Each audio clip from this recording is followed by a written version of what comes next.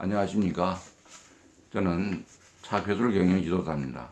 최근에 스펙 열풍의 후폭풍으로 해서 SKY를 나와서도 서류 작성만 하고 있다. 이런 게 보도가 나온 일이 있습니다.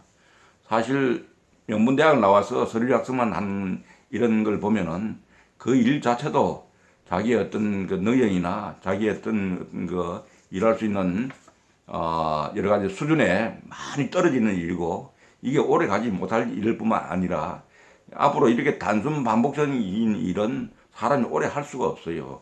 이건 다 어디 갔냐? 4차 산업혁명 시대에는 AI라든지 로봇이라든지 이런 쪽으로 다 그게 넘어가게 되었습니다. 그래서 우리가 참으로 이게 그 스펙 열풍, 고학력이라고 하는 것이 참으로 이게 설 자리가 없어지는 겁니다. 그래서 지금이라도 이런 어떤 우리의 환경을 잘 분석해서 자기가 어디에 처했냐에 따라 가지고 힘이 들더라도 우리가 공부를 하고 또 연구를 하고 자격도 획득하고 취업도 하고 이렇게 해서 제대로 된 그런 일들을 자기의 어떤 수준에 맞게 해야 자기도 만족스럽고 그걸로 인해서 자기도 보람을 느끼고 사회 발전도 이루고 이렇게 하는 것 아니겠습니까? 그런 의미에서 오늘 여러분 이 SKY 나와서도 서류 작성만 하고 있다는 제목 하에 여러분과 함께 이 딱한 사정을 같이 정보를 공유해 보도록 하겠습니다.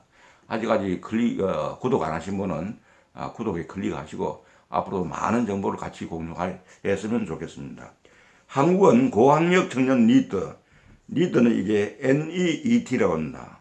NEET는 뭐에 줄인 말이냐면은 Not in Education, Employment or Training입니다. 이걸 줄인 말인데, 이게 그러니까 우리나라에는 이런 니트족이 OECD 평균의 2.5배가 된다고 하고, 한국의 고학력 청년 니트는 진학이나 취직을 하지 않고 지내는 사람, 다시 말하면은 대졸 백수가 OECD 평균에 비해 많다는 분석이 나왔습니다. 나아가서 한국 청년 고용 문제의 근본적인 원인에 대해서는 과잉 스펙이라는 진단이 내려졌습니다. 근본적으로 일자리는 많은데 내가 사실 들어가서 일할 그런 어떤 게 만족스러운 어떤 여러 가지 상황이 아니라는 이런 판단하는 게 참 많다는 거죠. 그래서 우리가 실질적으로 지금 현재는 4차 산업을 맞춰가지고 각 전문대학이나 이런 데에서 거기 맞춰서 뭐 AI라든지 그 다음에 말하면은 로봇이라든지 이런 쪽으로 많이 학과도 전향을 하고 있고 많이 모습을 갖고 있는 걸 알고 있습니다.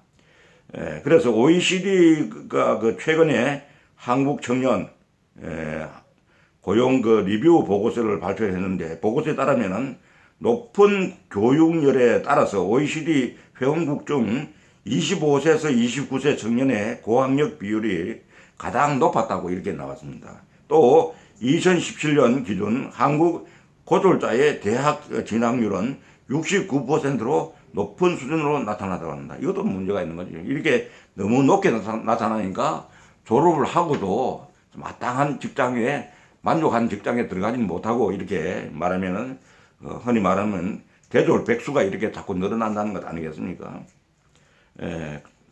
그러나 고학력 비율이 높은 만큼 고학력 청년 니트 비율도 유독 높은 게 특징이라고 이렇게 OECD는 지적을 했습니다.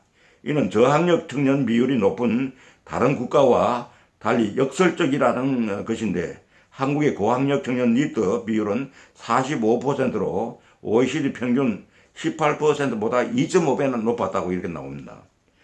직장 생활을 시작할 때 과잉 스펙인 경우에는 직업에 대한 말하면은 만족도가 이렇게 자꾸 떨어질 뿐만 아니라 고용 시장도 장기간 영향을 끼친다 이래 볼 수 있습니다.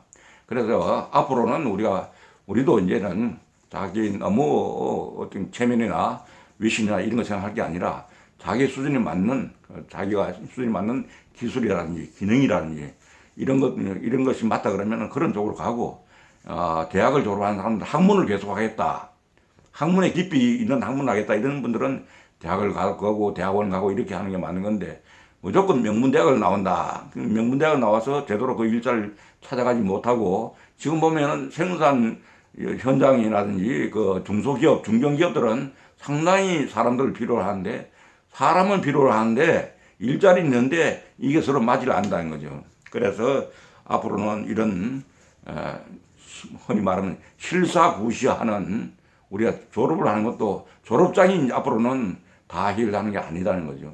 우리가 충분히 그런 미래 직장이라든지 앞으로 전개될 4.4 산업혁명의 어떤 주의라든지 이런 것도 잘 한번 보시고 그에 맞춰서 자기 전공 과목을 선택하고 전공학과를 선택하고 또 대학을 선택하고 어떤 대학이 어떤 부분이 앞서 나가는지 잘하는지 어떤 교수가 있는지 이런 것들을 따져서 우리가 앞으로 실사구시해야 되지 않겠는가. 그렇게 해야 실질적으로 우리가 삶의 보람도 느끼고 노후에도 그때 선택을 잘했다 이런 얘기를 들을 수 있지 않겠습니까?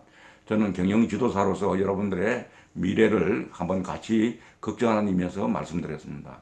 아직까지 구독을 안 하신 분은 구독하시고 앞으로도 함께 좋은 정보를 서로 공유하면서 같이 발전했으면 합니다. 감사합니다.